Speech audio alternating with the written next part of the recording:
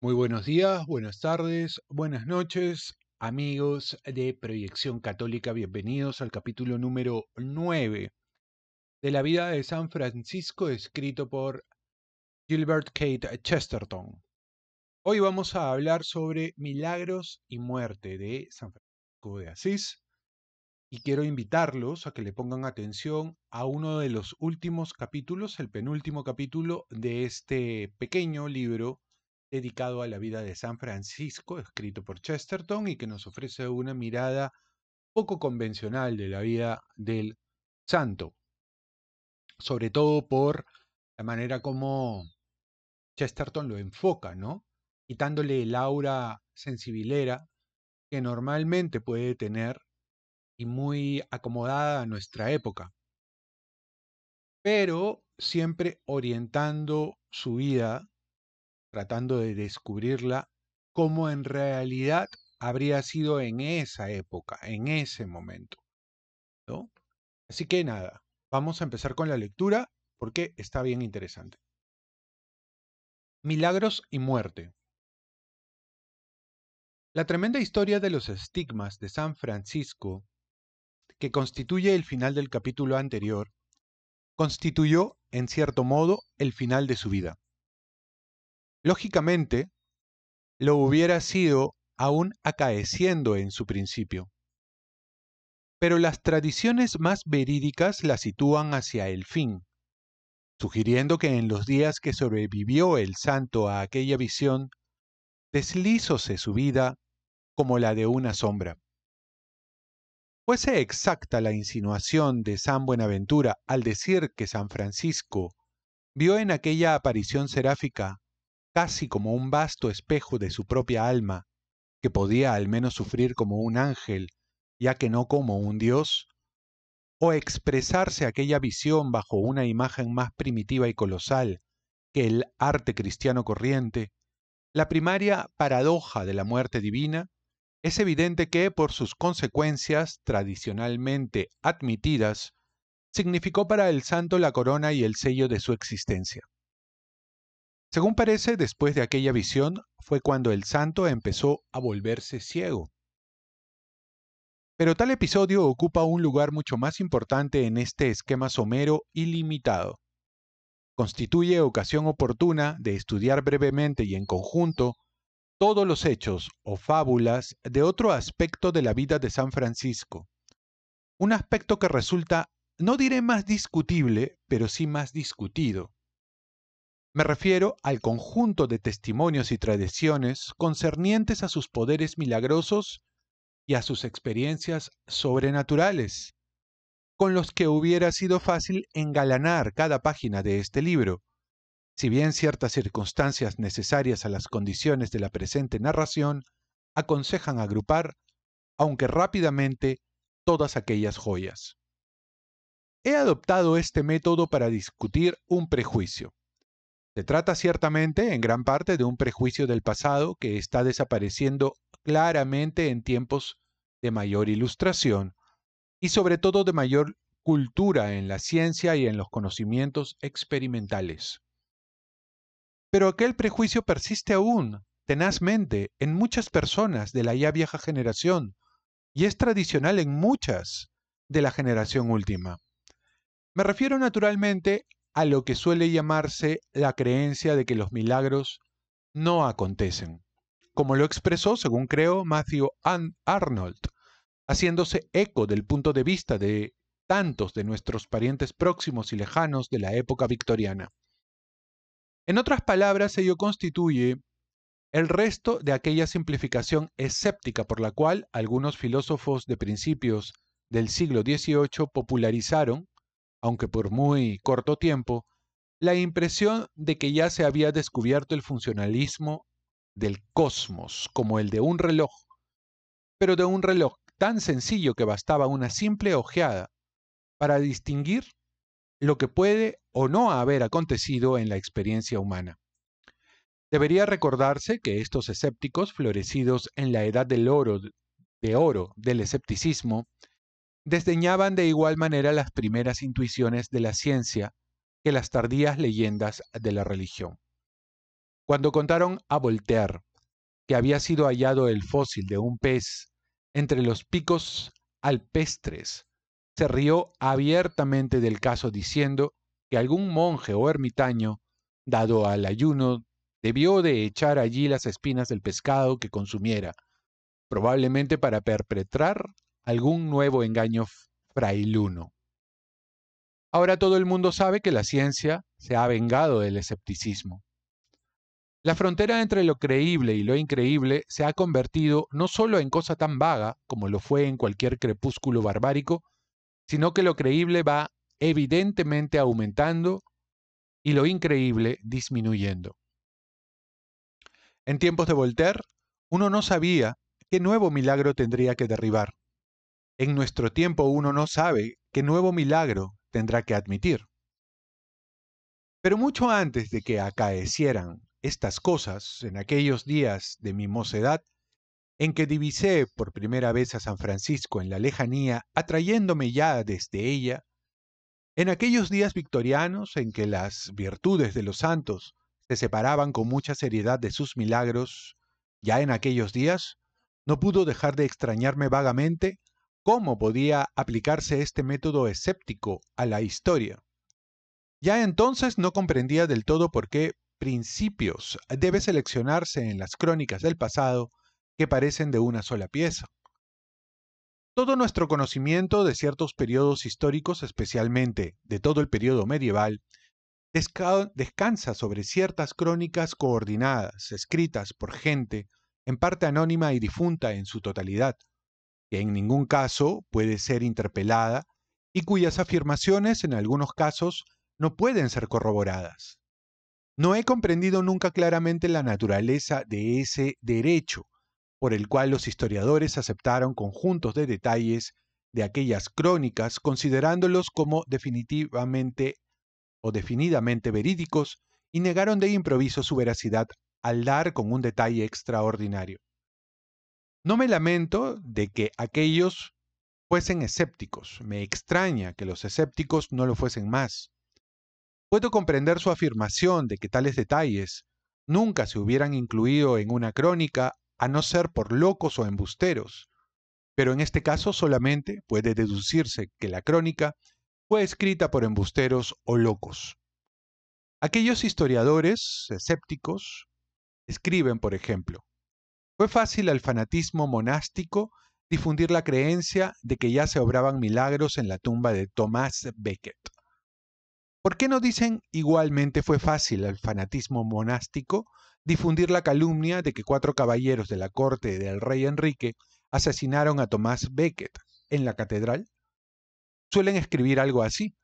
La credulidad de la época admitió sin esfuerzo el hecho de que Juana de Arco pudiera señalar al delfín por inspiración del cielo, aun cuando iba disfrazado. ¿Por qué, según el mismo principio, no escriben la credulidad de la época llegaba hasta suponer que una oscura muchacha campesina pudiese obtener audiencia en la corte del delfín?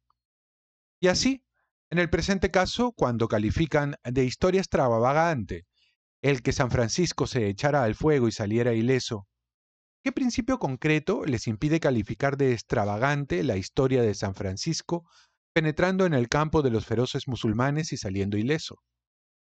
Solo pido que me lo aclaren, porque no logro ver el aspecto racional de la cosa.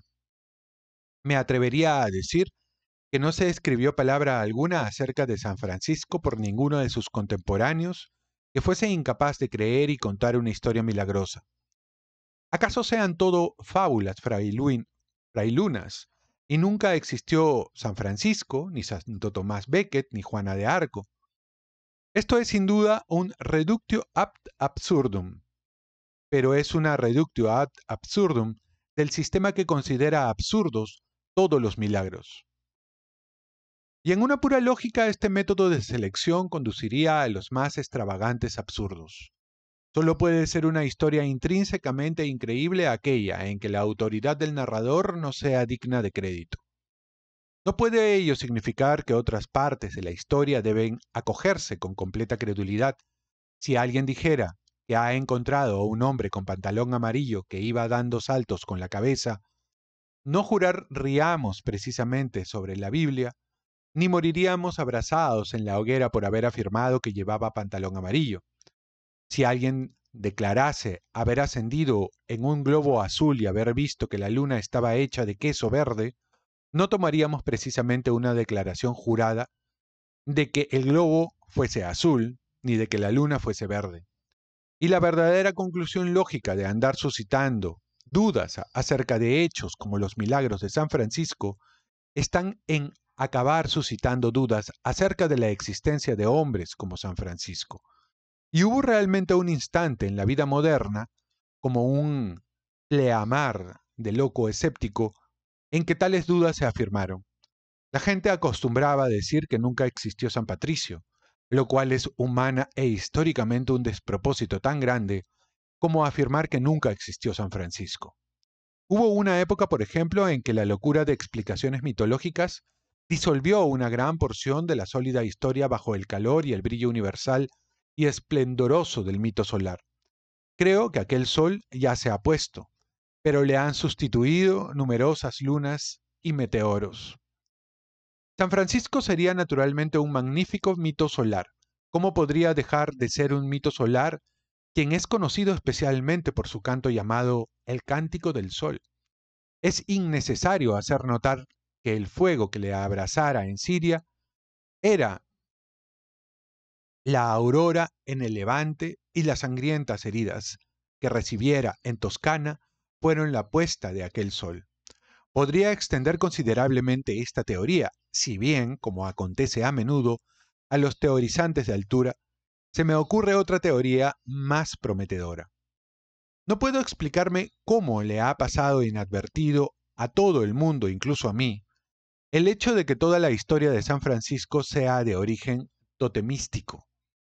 Es, sin discusión, una historia en que los tótems simplemente hormiguean. Los bosques franciscanos están tan llenos de ellos como cualquier fábula de pieles rojas.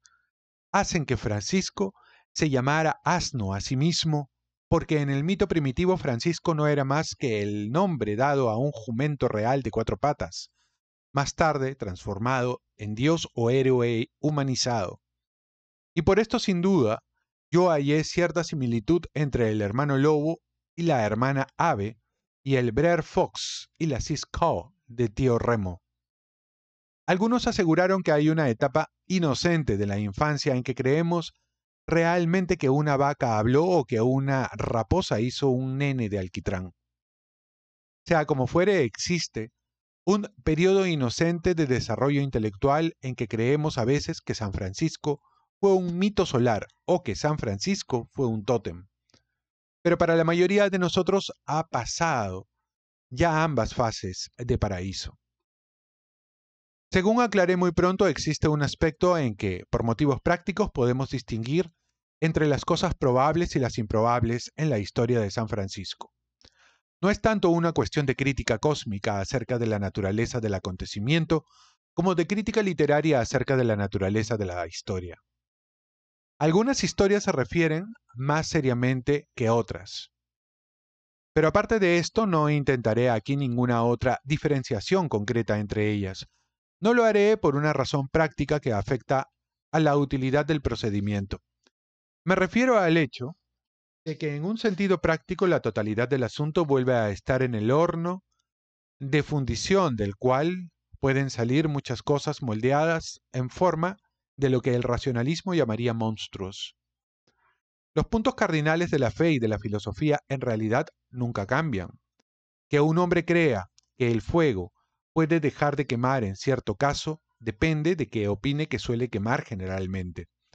Si considera que el fuego consume 9 ramas de cada 10, ello está en su naturaleza o su destino y, por supuesto, consumirá igualmente la 10ª rama.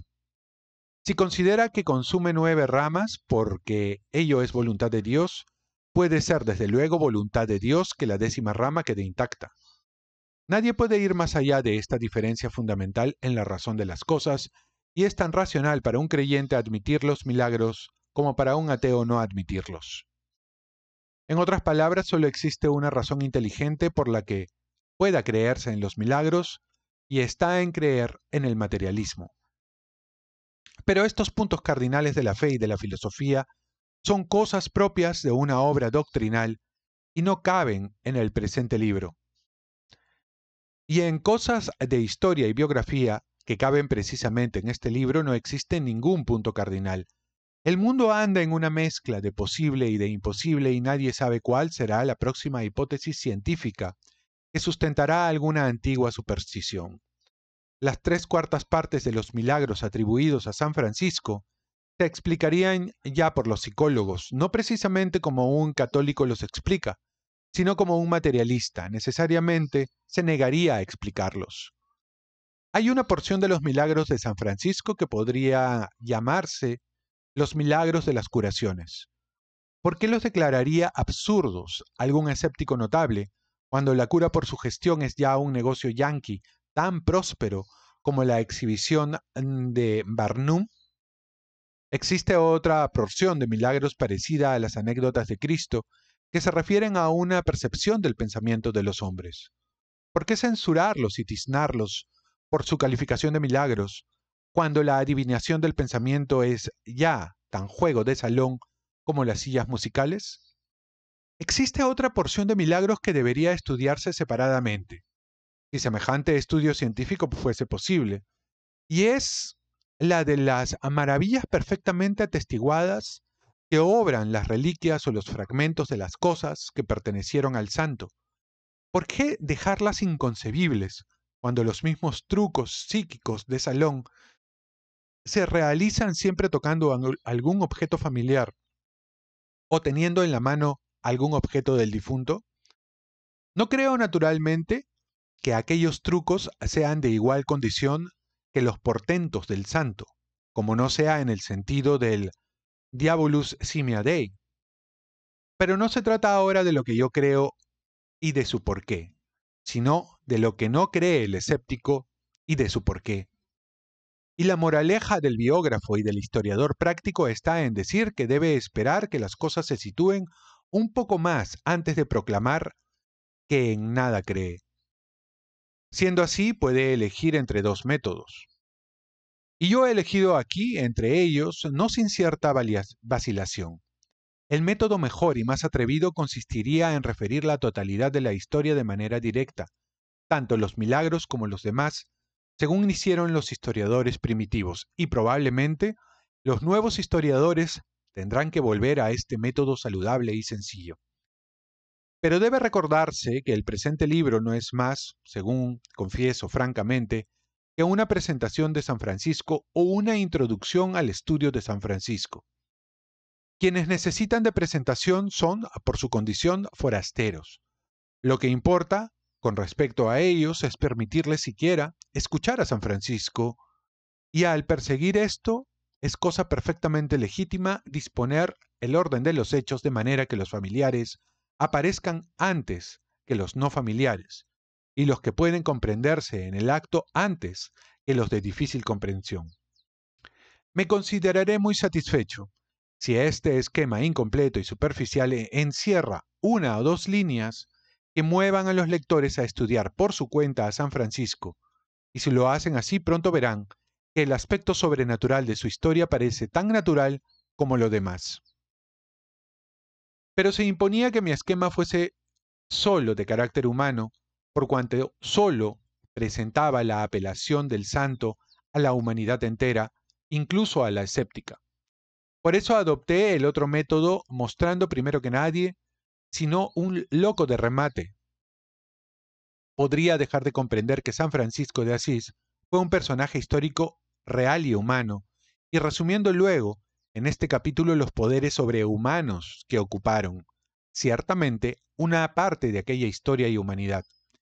Solo falta decir unas palabras acerca de algunas distinciones que puede observar razonablemente en la materia una persona de cualquier ideología para que no pueda confundir el punto culminante de la vida del santo con las fantasías o rumores que, en realidad, fueron solo los ribetes de su fama. Existe un conjunto tan inmenso de leyendas y anécdotas acerca de San Francisco de Asís que hay tantas admirables compilaciones que las comprenden casi en su totalidad, que me he visto obligado, dentro de estos estrechos límites, a acogerme a una política algo más limitada, la de seguir una sola línea de explicación y mencionar solo una anécdota de cuando en cuando para ilustrar aquella explicación. Si ello resulta cierto en cuanto a todas las leyendas y anécdotas, lo es especialmente en cuanto a las leyendas milagrosas y a las anécdotas sobrenaturales. Si tomásemos algunas anécdotas tal como se nos presentan, recibiríamos la impresión, al harto desconcertante, de que la biografía de San Francisco contiene más acontecimientos sobrenaturales que naturales. Ahora bien, es cosa abiertamente contraria a la tradición católica, que en tantos extremos coincide con el sentido común, suponer que sea aquella la proporción de las cosas en la vida humana. Además, aún consideradas como historias sobrenaturales o preternaturales, se distribuyen evidentemente en cierto número de clases distintas, no tanto desde el punto de vista de los milagros como desde el de las historias. Algunas de ellas tienen el carácter de cuentos de hadas, más por su forma que por su argumento. Son claramente cuentos referidos junto al hogar o a labriegos o a hijos de labriegos, sin pensar nadie en sentar una doctrina religiosa que haya de ser aceptada o rechazada, sino en redondear la historia de la manera más simétrica, de acuerdo con esta estructura o molde decorativo peculiar a todos los cuentos de hadas. Otras son evidentemente en su forma de un realismo más acusado, son testimonio de verdad o de mentira, y le sería harto difícil a cualquier juez de la naturaleza humana opinar que sean testimonio de mentira. Es cosa admitida que la historia de los estigmas no es leyenda, y que en absoluto solo puede ser verdad o mentira. Quiero significar que no es ciertamente una tardía excrescencia legendaria añadida posteriormente a la fama de San Francisco, sino cosa brotada inmediatamente con sus biógrafos primitivos. Es prácticamente necesario sugerir que se trató de una conspiración y ha existido realmente cierta inclinación a echar la culpa de ella al infortunado Elías, que tantos escritores parciales han querido tratar como una especie útil de villano universal. Se ha dicho, es verdad, que aquellos biógrafos primitivos, San Buenaventura, Celano y los tres compañeros, aun cuando declaran que San Francisco recibió las místicas llagas, no afirman que las hubiesen visto. No considero concluyente este argumento porque deriva solamente de la misma naturaleza de la razón. Los tres compañeros en ningún caso hacen una declaración jurada y, por lo tanto, ninguna de las partes admitidas de su historia tiene forma de tal declaración. Escriben una crónica con descripción relativamente personal y objetiva. No dicen, vi las llagas de San Francisco, dicen, a San Francisco le fueron infligidas las llagas. Pero tampoco dicen, vi a San Francisco entrando en la porciúncula, sino San Francisco entró en la porciúncula. No puedo pues comprender por qué se les da fe como testigos presenciales de un hecho que se les niega fe como testigos presenciales de otro, y se les niega fe como testigos presenciales de otro.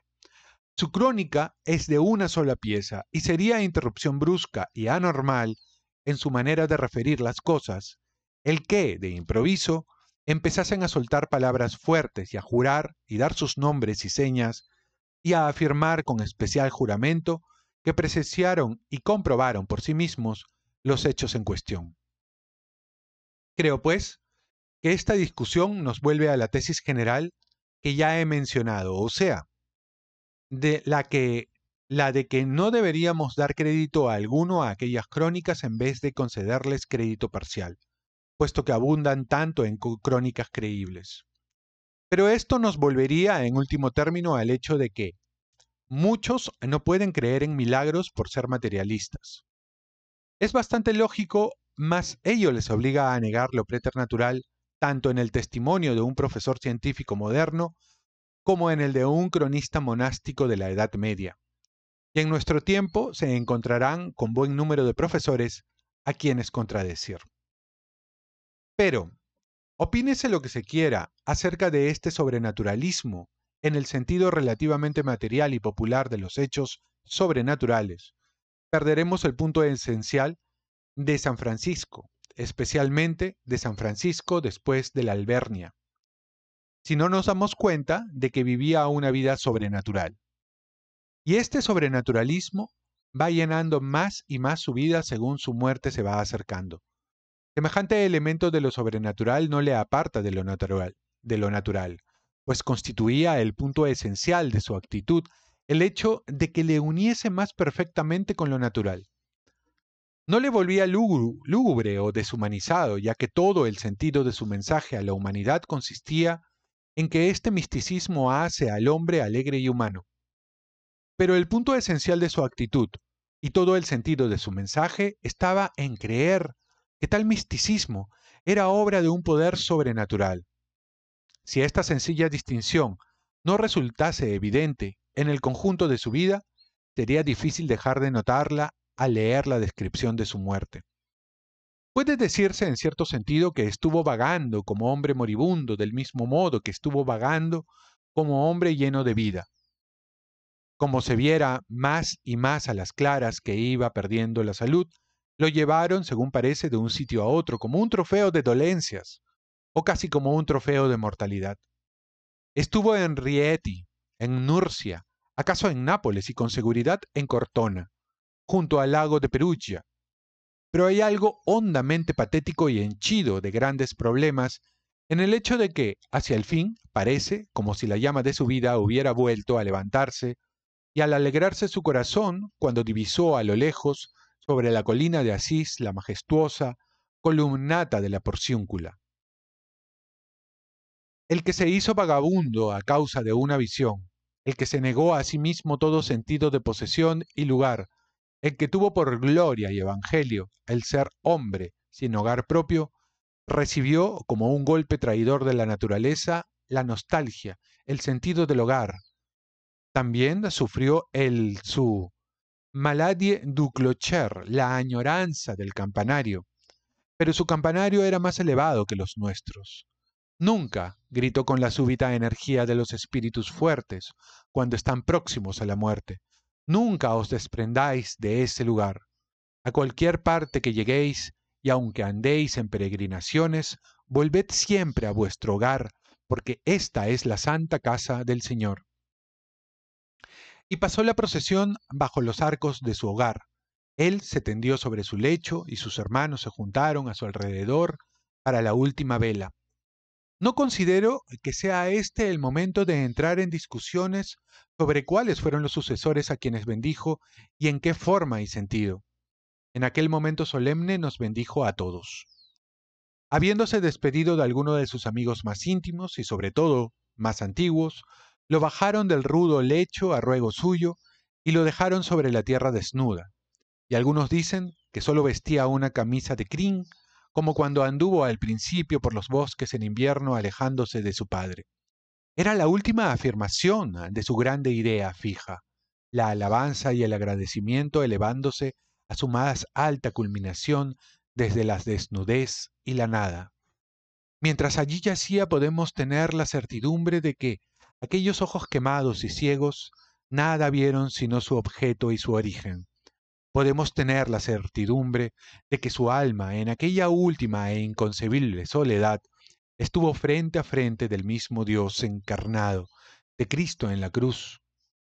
Pero en los hombres que estaban junto a él debieron de surgir otros pensamientos, mezclados con éste, y debieron de agruparse muchos recuerdos a la manera de duendes en el crepúsculo, al desvanecerse aquel día y descender aquella gran tiniebla en la que todos perdimos un amigo. Porque quien allí yacía no era Domingo, el sabueso del Señor, capitán en guerras lógicas y en sabias controversias que podían reducirse y dirigirse según un plan, dueño de una máquina de disciplina democrática, por medio de la cual otros podían organizarse a sí mismos. El que salía del mundo era un hombre, un poeta, un vigía en la vida, como una luz que ya jamás volvió a verse en la tierra ni en el mar, algo que no podía reemplazarse ni repetirse mientras dure la tierra. Se ha dicho que no existió más que un cristiano y murió en la cruz, pero es más exacto decir, en este sentido, que no existió más que un franciscano y se llamó Francisco. Aunque fuese enorme y afortunada la obra popular que dejó en pos de sí, había algo que no podía dejar atrás, como un pintor de paisajes no puede legar sus ojos por testamento. Fue en la vida un artista que era llamado a ser artista en la muerte y tuvo más derecho que Nerón, su contrafigura, para decir qualis artifex pereo, pues la vida de Nerón estaba llena de actitudes premeditadas, según el caso, como la de un actor, mientras que la del hijo de Umbría tuvo una gracia natural y continua, como la de un atleta. Pero San Francisco tenía mejores cosas que decir y mejores cosas en que pensar, y sus pensamientos se elevaban hasta donde no podemos seguirlos, hacia las cumbres divinas y vertiginosas, donde solo la muerte puede levantarnos. En torno suyo estaban los frailes, con su hábito pardo, aquellos que le amaron, aunque luego disputaran entre sí. Estaba Bernardo, su primer amigo, y Ángelo, que fue su secretario, y Elías, su sucesor, que la tradición procuró convertir en una especie de Judas, y según parece apenas fue peor que un funcionario que ocupa un puesto inadecuado. Su tragedia consistió en que vestía hábito franciscano sin tener corazón franciscano, o teniendo por lo menos una cabeza muy poco franciscana. Pero aun cuando fuese un mal franciscano, pudiera haber sido un buen dominico. Mas sea como fuere, no existe razón alguna para dudar que hubiese amado a Francisco, porque hasta los rufianes y los más salvajes le amaron. Y en todo caso estuvo entre él, los demás, al correr de las horas, mientras se dilataban las sombras en la casa de la porciúncula, y nadie ha de opinar tan mal de él, hasta suponer que sus pensamientos anduviesen entonces en el tumultuoso porvenir entre las ambiciones y controversias de sus últimos años. Podemos imaginar que los pájaros conocieron cuándo acaeció la muerte del santo, y que se estremecieron en el cielo del atardecer, tal como una vez, según refiere la historia, se dispersaron en los cuatro vientos en forma de cruz, a una señal del santo, debieron de escribir entonces un augurio más terrible en el azul, con líneas de puntitos negros. ¿Acaso habría ocultas en los bosques temerosas bestezuelas, sintiendo que ya no volverían a ser tan observadas ni comprendidas? Pues se ha dicho que los animales tienen a veces conciencia de cosas para las cuales el hombre, su superior espiritual, está de momento ciego. No sabemos si sintieron algún escalofrío los ladrones y los desterrados y los parias, que les revelase lo que acaecía a quien nunca conoció el desprecio. Mas por lo menos, en los pasadizos y en los pórticos de la porciúncula, hubo un súbito silencio y todas las pardas figuras quedaron inmóviles como estatuas de bronce, porque ya no latía aquel gran corazón que no se quebró hasta que contuvo al mundo entero. Muy bien, ahí ya termina el capítulo número 9 de la historia de San Francisco y que tiene que ver con los milagros. El tema de los milagros en Chesterton es algo que nos invita a pensar que son más naturales que aquel elemento sobrenatural que el mundo racional pretende observar. Ese es un poco el kit para entender cómo es que ocurren los milagros. En Chesterton, los milagros ocurren y son parte de la naturaleza, son parte de lo que sucede, de lo que nos sucede habitualmente. Probablemente nosotros no lo percibimos de tal manera. Ese es uno de los primeros elementos en los que Chesterton nos sitúa. Y luego también nos, nos permite entender que estos elementos sobrenaturales son parte precisamente de su humanidad. Nos invita también a poner en duda el racionalismo que envuelve la ciencia hoy en día. Tanto así que incluso los propios escépticos miran con escepticismo algunos hechos que son propios de la investigación racional. Así, desde nuestra razón, nosotros podemos entender y aceptar los milagros. No tiene ningún problema, ¿no? De tal manera como, desde su propia razón y lógica, algunos ateos o escépticos podrían descartarlos. Eso es un poco lo que nos ha dejado este capítulo, que ha tratado de evitar rellenar de milagros, de hechos excepcionales, de signos, este capítulo para tratar de explicarnos un poco la naturaleza del milagro. Muy bien, espero que les haya gustado este penúltimo capítulo de este libro de San Francisco de Asís, que nos ofrece una mirada distinta, diferente, eh, prístina también, de la vida de nuestro santo. Espero que les haya gustado. Si es así, regálenme un like y regálenme un comentario para que este contenido pueda llegar a la mayor cantidad de gente. Nos vemos en el siguiente y último capítulo de este libro.